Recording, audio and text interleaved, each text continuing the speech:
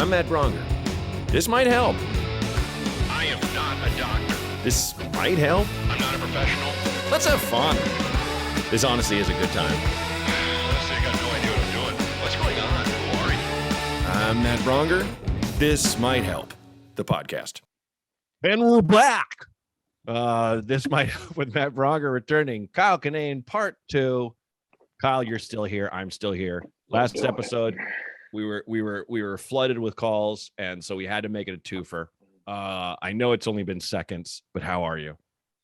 It's, you know what? Just the freedom of when it's people are like, no, we know this advice will be bullshit, but let's hear it, as opposed to just trying to wedge it into every conversation I have throughout the day is refreshing. I tell you, I mean, I love doing this thing, but I do get the occasional guest that's just like, you know what? I really think, and it's like, okay, fair.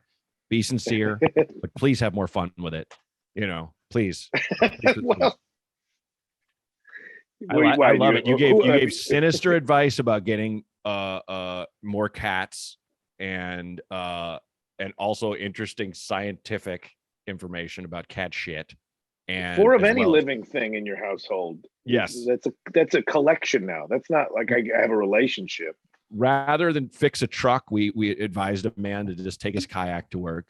I think we're batting 1,000 on this one. Yeah. I think it's all of this advice should be followed to the letter, and I've never said that before on the show.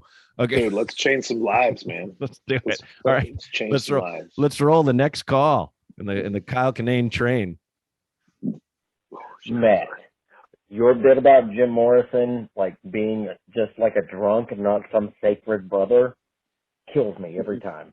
Also, your deal about how if you want a hangover that feels kind of like a stroke, try Jägermeister. That's beautiful. Kyle, love you, man. Absolutely love Kyle. Got to see him in Little Rock, Arkansas. His bit about how, who would have thought that the back room of a heavy metal pizza bar would be so left-leaning was beautiful. And your point about how the KKK are bastards, but their laundry is on point. Love it. Great memories. Love you guys. Keep it up. This guy's just reminding us of our sets. Was that it? That's all he had? Okay. Thank you, dude. Thank you. Appreciate that. Well, let's seam some things together here. Okay. People have asked, and I don't know if it's for sure, if I am the inspiration for the Burger King Whopper song, for the Jim Morrison Whopper song. It was a conversation. I remember where we were. We were driving in your Focus, and I remember we were both hungover, and we were on Los Feliz, just crossing the 5 from Atwater. I have the same memory. I remember I put I opened the sunroof, and the sun hit you, and you reacted like a vampire. You're like, fuck, like, what are you doing? And then so I shut it, and like, I think a Doors song was on, and I think it was, Mojo Rising, and we both just started yelling. I'm like, this guy's just drunk as we were last night. And we started riffing, and I was like, started Burger King Whopper, burger and fries. Yeah. So that's going up. Came from that. Yes. Headed west on Los Feliz Boulevard, going up the hill. That's where it happened. Okay. I remember that same era and that same, like, you singing those lyrics to that song in the car. Mm-hmm. I think you must have been driving though, because I did not have a sunroof. So you must have been in the old the Honda. Did your Civic have a sunroof? Oh, you know what it was? It was a Honda. It was the green Civic. It was the green Civic I had. Yeah. And I just was like, I used to never open that fucking moonroof. And I was like, you know what? It's a sunny day. And it didn't hit me at all. It hit you right in the face, full shaven head, no beard. Yeah, exactly. Screaming. Yeah. Sunburn. It's so wet I get moonburn. I never heard that laundry is on point. That is very funny. It's so clean. You guys. In your daily lives, your jeans never see a laundromat or a washing machine or your Bass Pro Shop button-ups. None of it. It was a bit from the Netflix stand-ups where I said, like, somebody from the KKK had to have spilled like a condiment from an ethnicity they're not supposed to be supporting on their robes, and about showing up That to one like I a remember. cross burning, with guacamole on your robe. What was Dwayne Kennedy's bit about how at one point the white people are going to be so Oh, outnumbered, gonna have to start losing their membership requirements. Yeah, we light this torch for the pride of black people everlasting everywhere. pride of the white race. Garcia, Ling Po, will you do the honors? Yeah. Any joke I've ever written has somehow been influenced by Dwayne Kennedy. He's the greatest. He's the greatest. Yeah. If you guys don't know who that is, look him up. He was like our little Richard, our Elvis of rock and roll back when we were. Everybody got. See, the caller just did our bits to us, and now we're just doing bits of somebody else. It worked. It alley-ooped. I think it's called Pay It Backwards. Okay. All right. Thanks for the kind words, man. Caller number 2. As a former employee of the King, the Burger King that is, what are y'all's feelings on the Burger King taco? I know they are home of the Whopper, and that is one great thing, but the taco, elaborate. What kind of Who Don King fucking the taco? Elaborate. What did he remind me of? It reminds me of what's his name? Rice is good when you want 1,000 or something. Oh, Hedberg. Hedberg. Let's get total Hedberg delivery. The taco. Elaborate. See, this is weird. This is all coming together because we were just talking about the bit from before, or maybe that's Renee is linking them together. Maybe. Them little green. I don't remember Burger King tacos. I'm assuming they're much like the Jack in the Box tacos that I would eat the day afterwards, cold out of the fridge. So good. Because I think it's like a Catholic thing of like, if I'm hungover, I don't deserve anything nice. So I'm like, I'm gonna eat these little see-through tacos. I'm not even gonna heat them up. No, I don't know if they're the same as the Burger King tacos. I don't know. And the rule in the show is we don't Google. So I don't know. Okay. Well, let's just say they are good old deep fried horse meat tacos of Jack in the Box. So delicious. Probably great. So delicious. If there is litigation considered, Mr. Jack in the Box, I am kidding. I do not believe that is horse meat, but I don't think it's high grade. I will just say you don't have to believe that it's horse meat. Could still be horse meat. You know? Could be. Yeah. I did a Jack in the Box ad when we lived together, and it blew my mind that the guy who directs all the Jack in the Box ads is the Jack guy. Like, he's the voice. That guy, that voice. It's like, oh really? Hey, try my new. Yeah. Like that guy's like, hey, Braunger, could you think you could, like, it's just, I can't do the voice, but I was like, what? This is the weirdest shit. Is he the guy in the Jack in the Box costume too? No, that's like a tall hand model or like, guy. I don't know. My man's okay. So he's setting up to get paid. Like, not only will I direct him, I'm DGA, but I also do the voiceover for my own commercials. Yes. That seems like some sort of nefarious. Yeah, he definitely. I wonder if he's actually Jack. He's a real Jack. I mean, all right, man. Good for you having a hustle. Yeah. The town's made up made of hustles. Get your own. Get your own. Get your own. But caller, I'm assuming I know what they're like. Yeah. And if you're already at Burger King, what are you gonna do? Get high and mighty about the tacos? Yeah, just get it. Just get it, man. I mean, if we're wrong, you're out $1. There's no way it's more than $1. Yeah. If you wanted a good taco, you would have been at Taco Bell already. Come on. If you wanted a good one, if you wanted quality, a good one, authentic taco. over there. Yes. What was John Roy's bit about burgers costing less than $1? He's like, I don't think food should cost less than gum. Yeah. Whatever you're doing to make those things that cheap, don't do it on mine. Nope. Oh, Sam J had that bit too. She's like, oh, that's how they make it cheap. Just add a little cancer. Just add a little. Thin it out. I just read that KFC is going to start doing fake chicken things, and I'm like, hell yeah, let's party. Oh fuck yeah, yeah. I love fooling myself. It's like trail mix, the greatest lie ever. So it's like you eat it on a trail and you're hiking. It's good for you. Yeah, it's just me dodging a bunch of bullshit to have some M&Ms. Handful of granola and Reese's Pieces. Oh, if you can get cancer Pure from Impossible sugar. Whoppers, I'll know. Oh God, yeah, I love them. I So eat much them shit sodium. all the time. It's like your Yeah, they're week's worth garbage. of sodium in that patty. And Make then not only do I don't get the meal because I'm like, man, fries and a drink, that's empty calories. Give me 2 of them. Yeah. Give me 2 cheese Impossible Whoppers, Oh, and I know exactly for 2 hours after I eat this, I'm gonna be sad. yeah. Not I heavy ate sad, that. just like I'm gonna watch a movie, but I'm not gonna retain the movie. I'm just gonna think about stuff I could have done differently with my life. That's how I used to eat when I was at my fattest. Where I'd be like, yeah, I don't want fries and a drink. I just want two Whoppers. It's $2. So I'm on the road to becoming my fattest. Congrats. What did you? Congrats. Can I meant to ask this because I know you posted a clip to the drunk airlines thing. You're talking about, Yeah. oh, that was when I was all blue. What have you done to like get down? You're a slender man now. Oh, it's just doing like exercises a couple times a week, like a 30-minute spin class or like a hit class, and kind of just where you kind of jump around and get sweaty and feel like you're gonna die. Literally, that's it. And then from that, I don't even. I mean, I watch what I eat and drink, but like, Yeah. I'm not crazy about it. If like we made fucking funfetti cupcakes for New Year's Eve and they're almost gone. We had to throw them away. We're like, stop eating these fucking. I just walk in the kitchen and be like, cupcake time. Yeah. I had like 3 in one day. Like not good.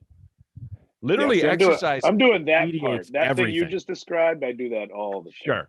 I'm telling you, just add like 3 times a week, 30 minutes each. Start doing that, and then you'll see differences from there. Honestly, it just changes your metabolism. We joined a gym that's right down the street, but I'm still like intimidated by it. But then some of the relief is like I'll catch myself in the mirror doing anything that I think I don't belong at, and I forget how you see yourself in your own mirror in your own home with your own clothes on. But then I see myself in like a workout outfit, right? And I'm like, oh, I already look like a fucking lunatic. So who cares? Oh yeah, if I look silly in this place. But it's to your point. It's more than for me. It was classes. It was like I'm going to go to this class or do this class that's online and stick it out. If I need to fucking rest, I will. But I'm just going to do that because that you make yourself, and then you have a beginning, you have an end. Anytime I'm like, oh, let me write down all these exercises and get through all of them. It's like I hate this. This is boring. Yeah. And I didn't stop going. But it was like if you schedule these classes, and they have classes on fucking YouTube or whatever. Peloton, that's what we use. But yeah, it's all about classes for me. That's I got to do. Like just today, Kara's like, I want to do a 40-minute boot camp, and I'm like, okay, I want to do a 30-minute. And so it's like, all right, I'll watch the kid first. Then, all right. So that was my question I had for this night. That's it. I mean, it's classes. It's classes because it's like exercise mitigates almost everything else, and as long as you don't smoke cigarettes, I remember this real older fucking kind of he worked in finance in Chicago, and I'd be at these parties I was at, and we would debate the world from the right and the left. And like we were talking, I was outside smoking a cigarette, and he's like, why do you smoke? And I'm like, dude, we're both drinking so much. He's like, my doctor told me I can do anything I want, just don't smoke. And like that's nuts, but it's kind of true if you exercise. Because it just flushes everything else out. But like cigarettes, nope. That damages the lungs. My hack for exercising when I lived in Hollywood, I would do Barry's boot camp, and I would always wear like a food shirt or like a shirt that was bigger than like too large. So people would be like, look at him really going for it. Because they would like just go in with the costume of a fatter person.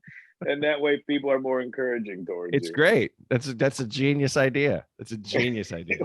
Like a free shirt from Del Taco or something. Yeah, something you got from a t-shirt cannon that was meant for yeah. You wear that, and people are like, he's really getting at it. Good job, dude. You're an inspiration. Okay. Oh fuck. Let's go caller 3. Hey Matt. Hey Kyle. Hey girl, if I may. My name's Jonathan, and I've got a small but persistent habit I've suddenly developed of leaving my phone in the car. So if my wife and I are out running errands or whatever, like as not, I'll get about a block from where we parked and be like, shit, I got to go back, forgot my phone. This habit just appeared out of nowhere in the past couple months, and I'm in my phone as much as anyone, so it's not like I forget I have a phone. It's just like someone flipped a switch in me from the always remembers phone setting to the frequently forgets phone setting. And I only ever forget it in the car. I never leave it at home. And my question is, have you ever suddenly developed a persistent, specific brain fart like this? And if so, did you have any tricks to help you get out of it? So thanks for listening, guys. You are two of my favorite comics, and hope to see you again soon. Take care. Thanks, man. Thanks, dude. Yeah, I probably the same one, though, leaving the phone in the car. I do that. I think it's because I finally got a car with like CarPlay. Oh, So I can use like maps. Everything I needed was on the screen in the car. So I can get out of the car, yeah. realizing I wasn't looking at my phone to use maps or anything. Oh, yeah. Yeah. Mine is I got a little charging station. You just put the phone on. And so I'll get out of the car and be like, yeah, shit. You know? But also mine is still sunglasses though. I just leave I don't know where the fuck. Like I'll go on the road and just leave a nice pair of Ray-Bans in the rental car and be on the plane. Like, fuck. that's why I've never why I ever have nice sunglasses. Yeah. Yeah. Like it seems like such a constantly movable, thrown around thing that. Well, and we don't carry purses. You know, Yeah. I feel like that's why women never lose their sunglasses, because they have this bag they carry all the time. Yeah, no, I have Like- 20. I all my sunglasses. I bought one pair of Oakleys because, like, you know what? These are sunglasses that were cool when I was a kid. I'm gonna get Oakleys, and now I never wear them because I'm afraid of losing them. Right. But they're just the regular stupid. You keep ones them that on were when you're on $100. your Sidewinder though, right? Like when you're taking your Sidewinder. Yeah, well, I got my down croaky on the And back you're- so they don't fly off. I don't want them to fly off. and you're listening to Papa Roach, top volume. Yeah, Father Roach. As I call him, Father Roach. It's Father Roach. All right, let's not get too Okay. familiar with the Come group on. until we know. Cut some my top- life into top chunks.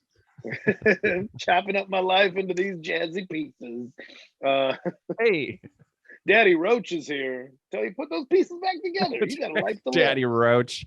Daddy Roach is the reggae version of Papa Roach. Cherry popping Daddy Roaches. Whoa.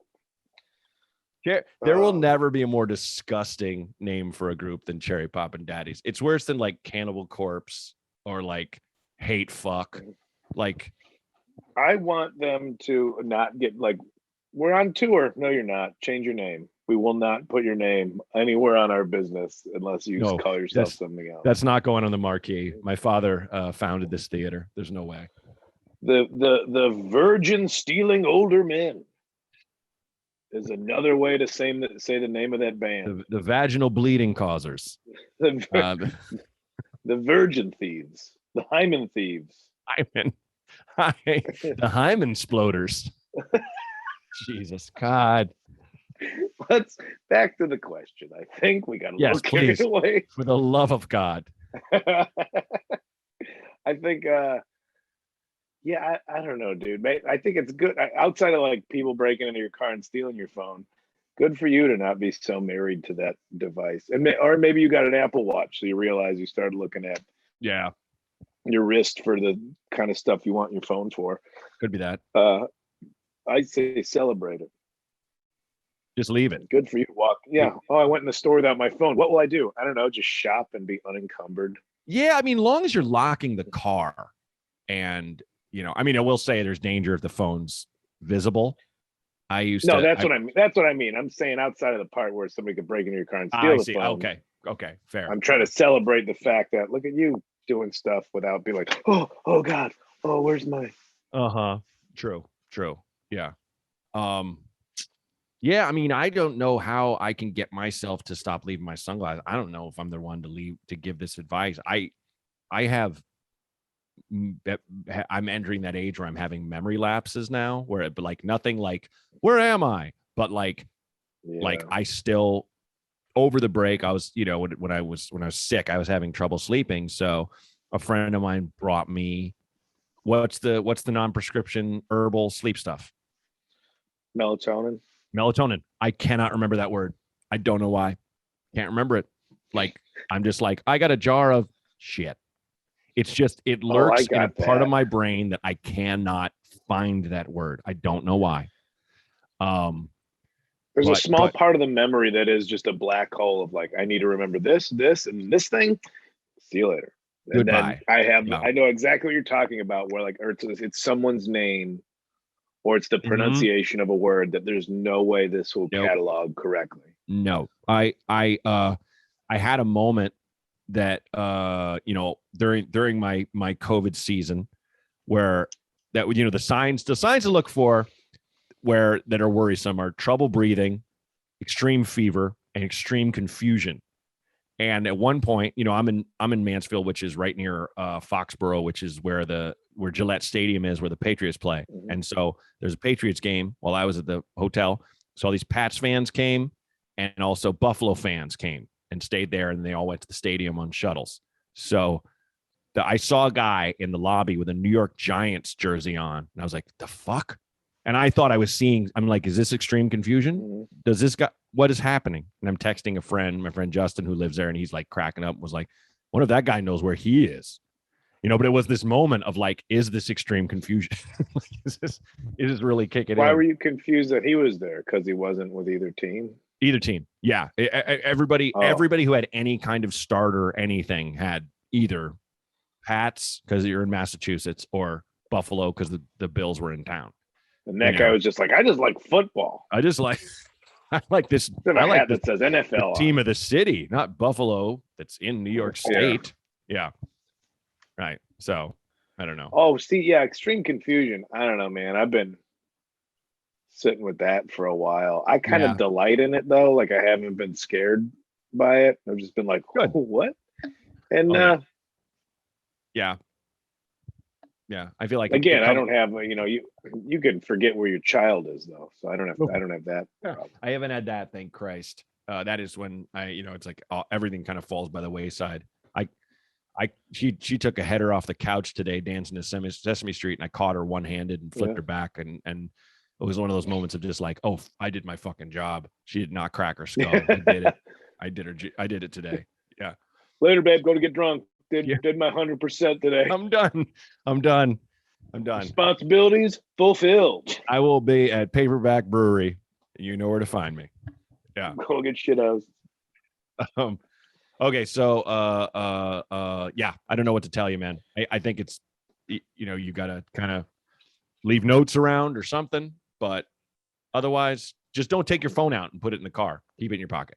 I think it's not even if you had COVID, but just the times. Like I was real stupid, like a year ago, coming out of that super quarantine everybody was in, where I just was not challenging myself. I wasn't reading books. I wasn't doing anything to like even just basic video games that I get into from time to time, but wasn't into them, and like making sure all the gears were spinning at least a little bit every day to keep them lubed. And so I came out of that feeling really dumb and doing stuff like he was talking about. So I think it could just be base level engagement and some thought-provoking activities on a regular basis, like crossword puzzles or something might help you.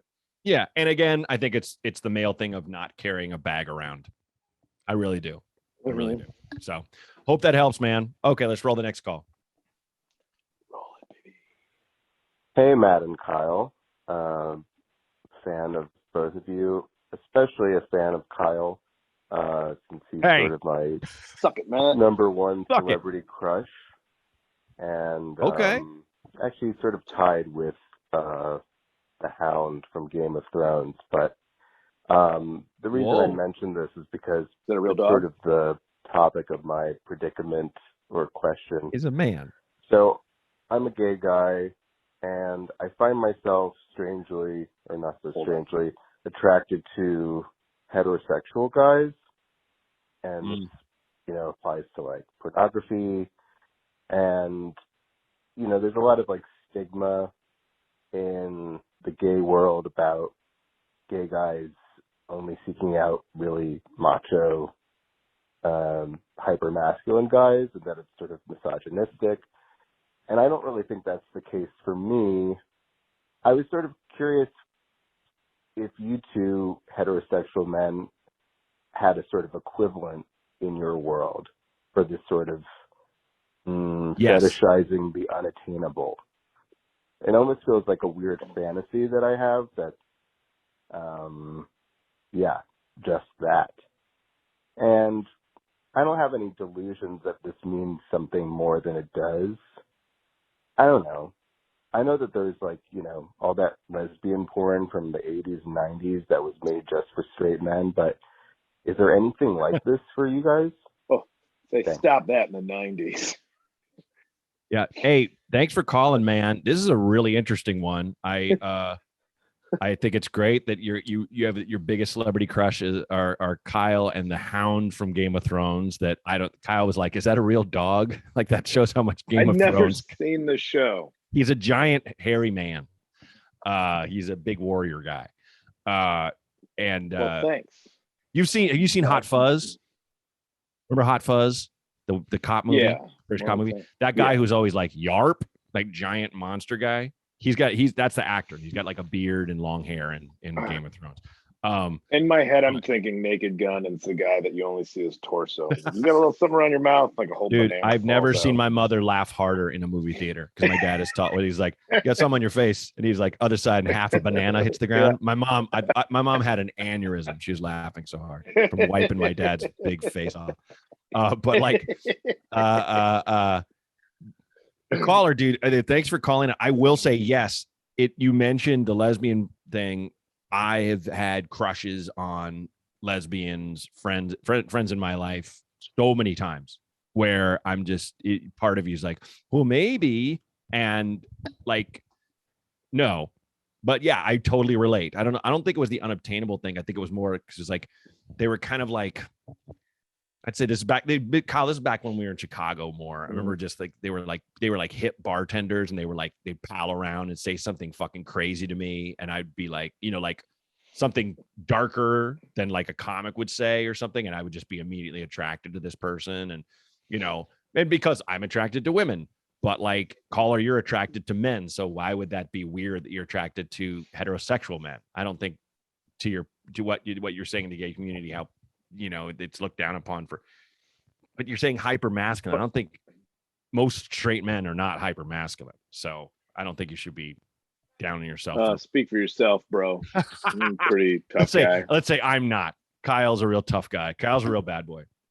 But look at that knife. Taking my mouth and a knife out right now. Look at that tiny knife. Yeah. What'd you say about my knife? Hey, it's a normal. All my girlfriends say it's normal size. I got several. I love it. It's graduating bigger and bigger. I have so many knives in my I know you do. I know you have some kind of Rambo skin flaying knife there. I think also, is it first off, I think the fact that you think lesbian porn stopped in the 90s. Adorable. I think you stopped in the 90s, buddy. That stuff is being made today. It's just, business is booming, sir. Booming. Yeah. There are ladies. Sappho and her friend have just heard action. Yes, for the 15th time today. The Isle of Lesbos is constantly rented, so to speak, for filming.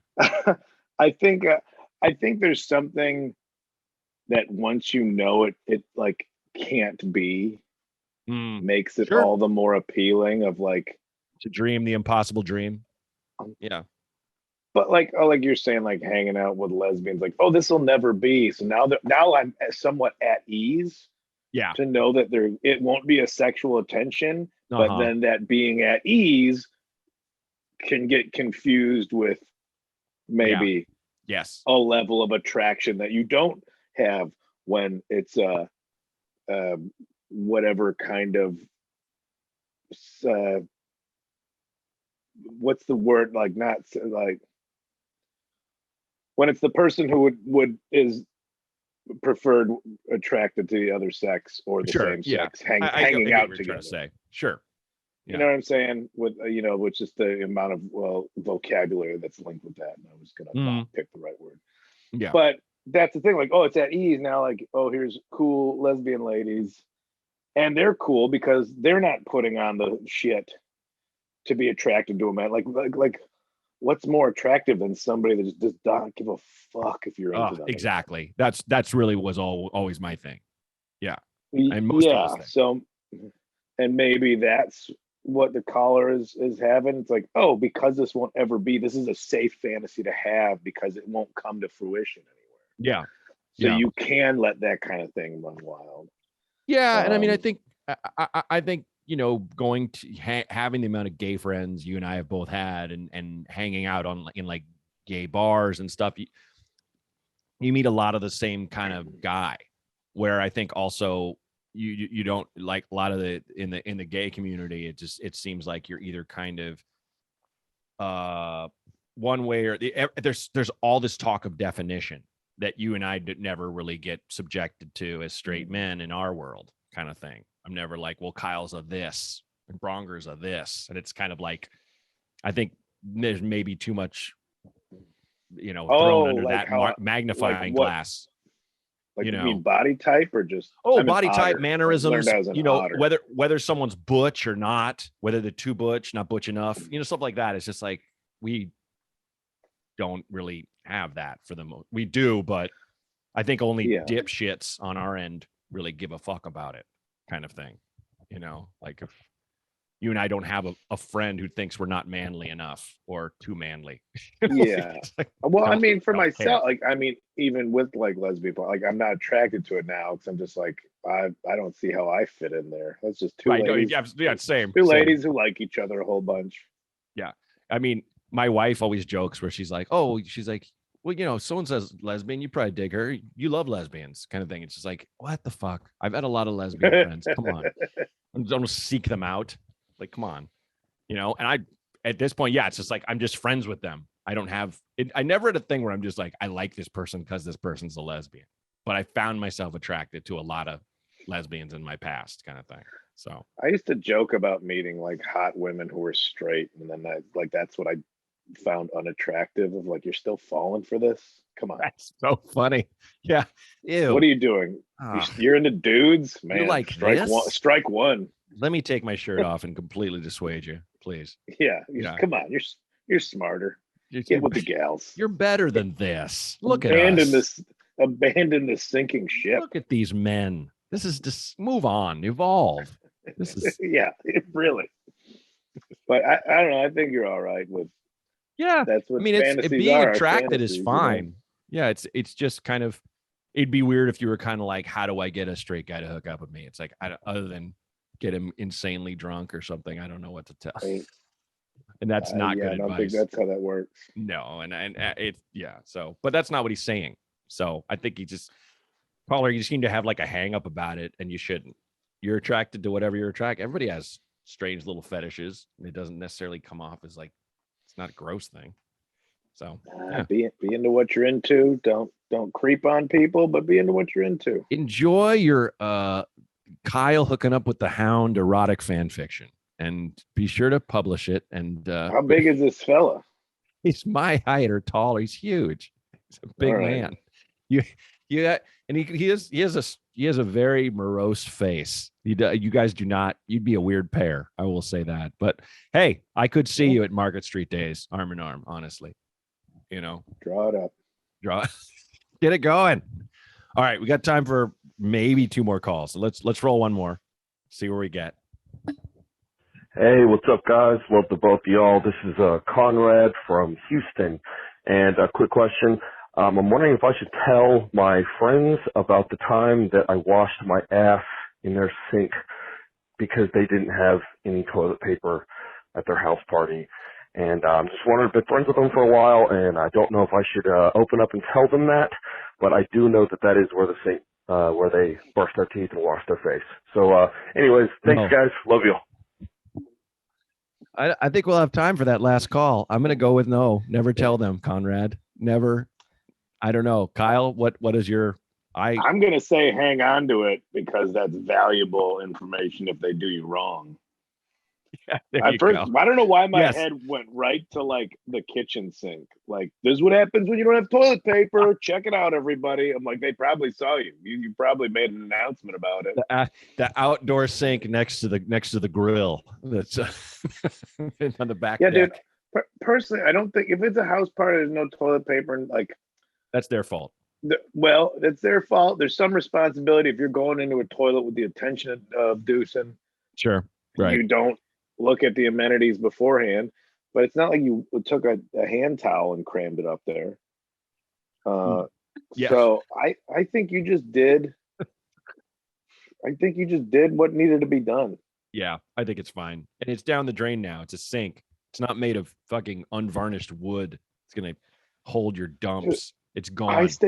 I stayed at a hotel that had like it was an old timey hotel, and so just had a bathroom in the hallway, but my room had a sink in it. And as soon as I saw that, I'm like, I'm pissing in the sink. Oh, you're peeing so much in that thing. Yeah. Yeah. Yeah. I had the same point where it became like, I don't even have to pee that bad, but I want to pee in the sink. Pee in the sink. Yeah. It's a vessel. It's all going the same place. I've peed in sinks. Yeah. Do it. More often than not. Yeah. So yeah, I think you got to wash your ass. You're being resourceful. We both had the same answer, Conrad, and Kyle's reasoning is better than mine. Mine was just like, just don't let him know. Kyle's like, hide it in case you need to weaponize that shit. You know? Yeah. Oh yeah, Chris. Guess what I did 10 years ago? Was this a wild party? Were people throwing up in the kitchen? If all you did was wipe your ass in the sink and that's fine. Was this a sophisticated? Was this like a rehearsal dinner? Because then that's a different situation, you know. And did you look under the sink? Did you look for more toilet paper first? You go straight. Oh yeah. Did you do your due diligence? What was now the occasions? The occasion possibilities are clanging around in my skull now. Was it awake for a beloved grandmother? People are not giving me enough context for me to give the proper advice here. That's so fucking funny. Yeah, like, were you undoing tuxedo pants? Don't. Did you have to remove a cummerbund to do this? Because if so, then I think maybe you could have sought out other options. Did you have to take off a wrestling onesie? What was the occasion? Maybe that's why you had such a fancy tuxedo on that you're like, I got to shit so bad, I got to get under this early. And by the time you were disrobed, then you noticed there's no toilet paper. Like, what am I gonna do? Put on all 9 articles of this outfit? This girdle, toilet paper. This elegant girdle is squeezing all the Play-Doh out of me. I gotta find my cufflinks. I'm about to make a star trail. Drop my cufflinks down the shower drain through all this. Oh God. Okay. A lot of questions. I have more questions than answers. I'm sorry. It's okay. It's fair. Okay. We got time for one more call. And we have calls we have to save to have you on again. So let's do it. This is good. All right. Final call. Roll it, Renee. Howdy there. This is Matty Pill. You may recognize me from my TED Talks. And if you're guessing that I live alone, yeah, you're right. All right. I'm a fan of both of your stand-up comedy specials and albums. Keep putting out that content. So glad you're doing this show and the recording. What advice can you give to anyone who's looking to try and do stand-up on their own? And I mean, you know, like what led y'all to meet each other, and you know, how do you, like, what's the motivation that you use to keep going? I know it's hard right now with COVID, but yeah, y'all stay safe and stay okay in the shower. Don't slip and or don't fall out. Pieces. Matty Pills out. Okay. I thought we'd make it out. I thought we made it out without any. How do I be a stand-up or get by and stand up? But I will say he did say, how did we meet? We met, and how we get together? We met at a place called Coyle's Tippling House, R.I.P. in Chicago, and just started doing stand-up together. And then after a couple months, Kyle would come by my place in his Grand Marquis and drive us through the snow to the Lion's Den or to Coyle's or to the Elevated. I think one other gig we used to do, I don't know, but I will say the thing about our scene in Chicago was it was small and there were no stakes. No one had any real hope of getting anywhere. And we had an open mic that was once a week that we all tried to write fun bullshit, not all new stuff, but some, and to kind of like either have fun with each other, impress each other or whatever. And just always kind of looked at it at what it should be, which is a good time, which it's fun to do stand up. So I would say start there and stop looking down the line of how do I make it? How do I become full time? That's just because I can't tell you that. Kyle can't tell you. Almost no one can tell you that. There's the best attitude to have is like there's no success. You're doing this because you want to be good at it. But not success, not monetary success, not fame, but because I want to get good at this. It's like, look at it like you're trying to learn a second language just because you want to better yourself. You want to get better at this thing. Like you're saying, I think, Lions Den was like all the people that kind of got jaded with Second City. So like people that moved to Chicago to join Second City and then saw it for, I guess, whatever the MLM scheme that it was. Yeah. Well, I didn't go, but I just heard everybody like, well, if you really think you're going to make it to Saturday Live, join this next level of classes. Oh, for sure. It's the eternal dangling carrot of that place. So it was people dissuaded with that. It was the people that got rejected from the poetry scene for not taking it, not being serious enough, or like musicians. And so it was a bunch of people going like, oh, well, this is the thing that's fun. And you're saying, there was no stakes except for that. I want to be respected by this group of people that I think are good at this. Exactly. Those were the stakes. And we had no attention. We were looked down as the dirty stepchildren of any kind of entertainment in Chicago. There was no articles written. There was no nothing. Now there's stand-up shows that get like talked about and advertised and it's in Chicago, and that's fantastic. But back then, I'm not saying we had it worse. I honestly think we had it better. Having this little thing that was just so, I remember I've never had more fun than I had it. Like Lions Den, just laughing. Something crazy would happen, or someone would have one joke where like you'd be simultaneously happy but angry at how good that joke was, or what a funny routine that was. And that was such a great launch pad into whatever else we were doing. I mean, you mentioned Second City. I remember like I did IO and I did all the levels, and they added all 5 levels. They added a 6th level, and I was like, I can't afford it. And they're like, well, you're off your improv team. And I was just like, well, then fuck all this. I'm just gonna do stand up now. And it was best decision I ever made to not stay in that system where there were you have 2 things you can go to. You have Saturday Night Live and Mad TV. Like when I got Mad TV, I jumped past all the people that were in those same classes as me. And I won't say it's because Lions Den or anything. It was kind of by dumb luck. They just needed a tall white guy. I was one of 2 white guys in the fucking whole cast.